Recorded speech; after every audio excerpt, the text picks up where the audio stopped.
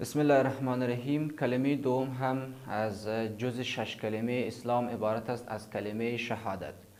کلمه شهادت یک کلمه است که یک مسلمان به او به چند چیز شهادت میده که او عبارت است از بسم الله الرحمن الرحیم، اشهد ان لا اله الا الله وحده لا شریک له و اشهد ان محمدا عبده و رسوله.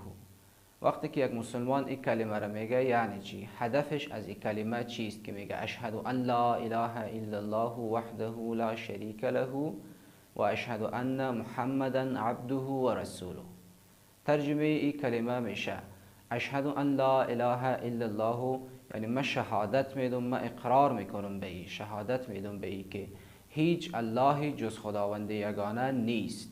وحده لا شریک له، که خداوند متعال هم یک است و هیچ شریکی برای او قرار ندارد یا نیست.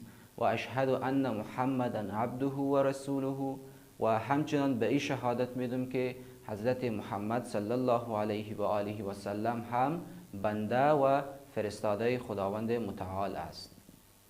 teachteam.online ستاسو د خوښې زده کړې ستاسو په خپل کور کې.